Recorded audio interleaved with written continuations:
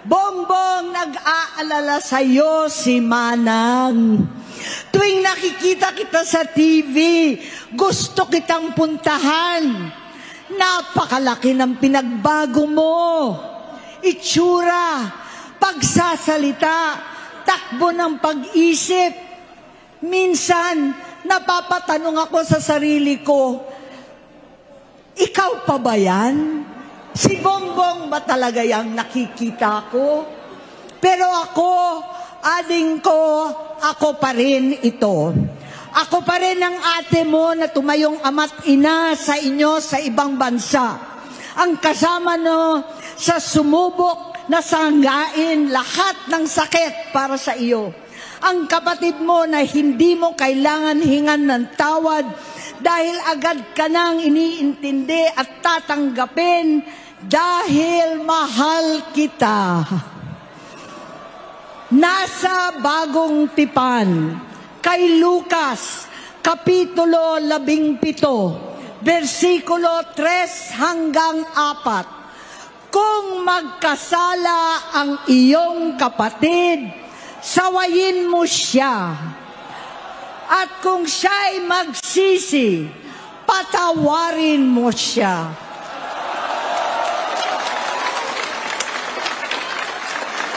Tama na, ading ko. Tapusin mo na ang paghihirap mo at ng bayan. Gaya noong umalis tayo sa palasyo, kaya ko pa rin hawakan ang iyong kamay, huwag kang matakot. Malaki na ang dulot sa iyo ng droga. Sinisisi ko ang sarili ko dahil hindi ako nakinig sa mga sumbong. Hindi ako nakialam. Hindi ako maniwala. Pero hindi pa huli ang lahat.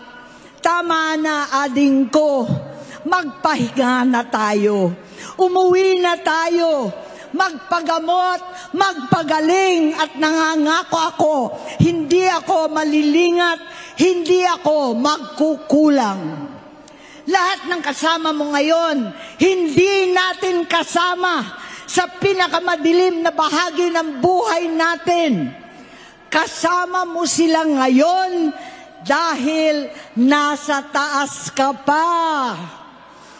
Ako at ang ating mga tunay na kapatid dito sa Luneta ang kasama mo kahit magdilim ulit ang lahat.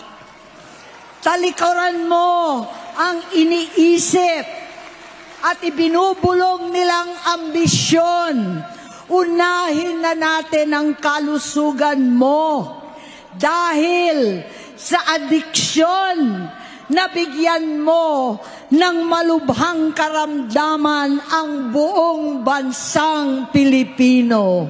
Halo-halo na ang aking nararamdaman, pero alam kong ito ang dulo at hangganan ng aking pagtitiis at pananahimik.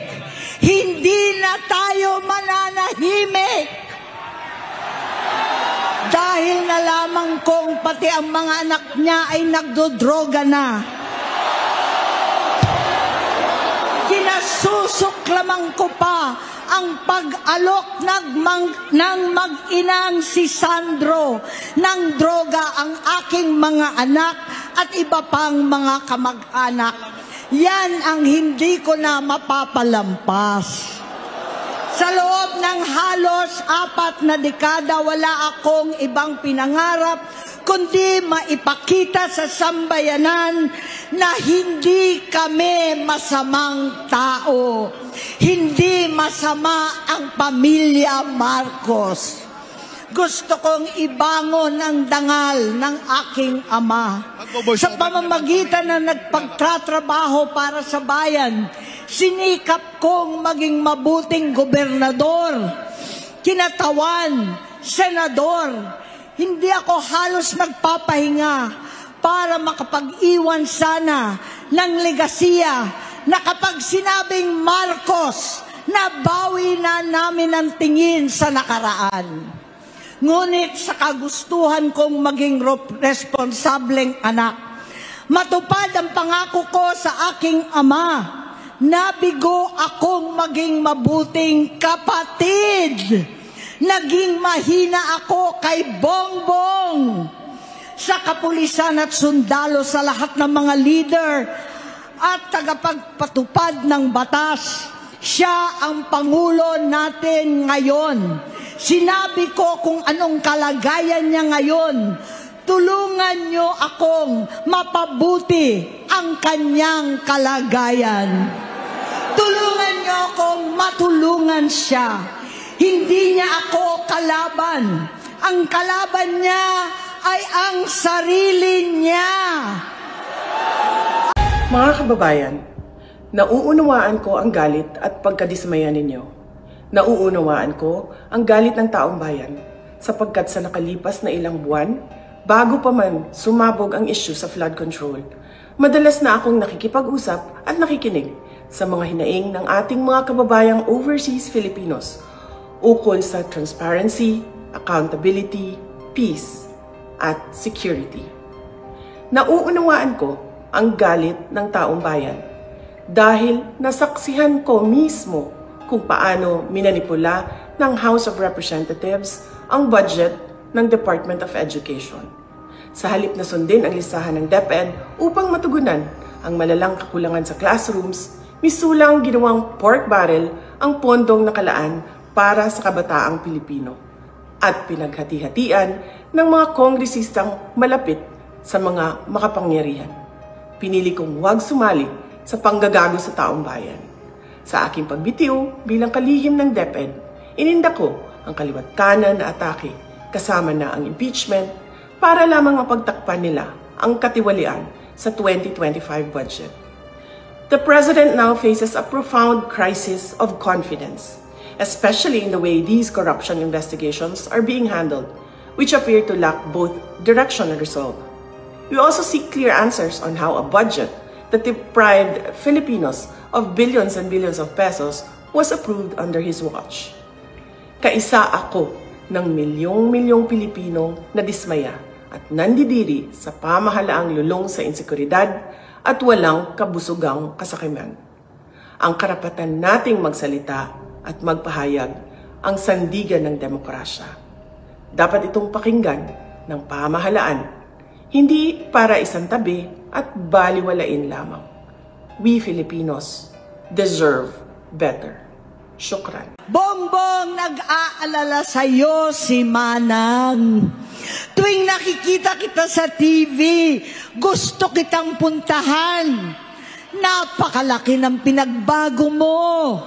Itsura, pagsasalita, takbo ng pag-isip.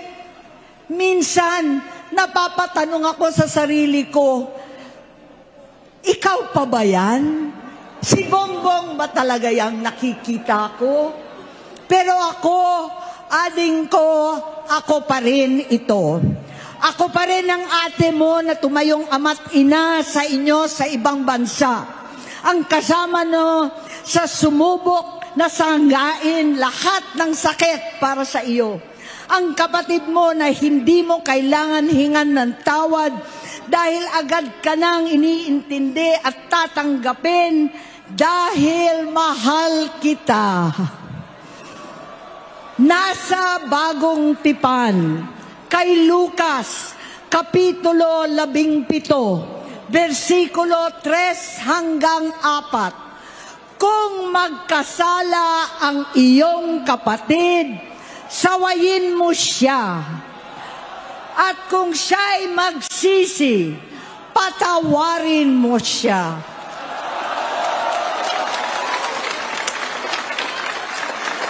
Tama na, ading ko.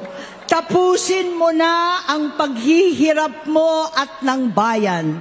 Gaya noong umalis tayo sa palasyo, kaya ko pa rin hawakan ang iyong kamay, huwag kang matakot. Malaki na ang dulot sa iyo ng droga. Sinisisi ko ang sarili ko dahil hindi ako nakinig sa mga sumbong. Hindi ako nakialam. Hindi ako maniwala. Pero hindi pa huli ang lahat. Tama na, ading ko. Magpahinga na tayo. Umuwi na tayo, magpagamot, magpagaling at nangangako ako, hindi ako malilingat, hindi ako magkukulang. Lahat ng kasama mo ngayon, hindi natin kasama sa pinakamadilim na bahagi ng buhay natin.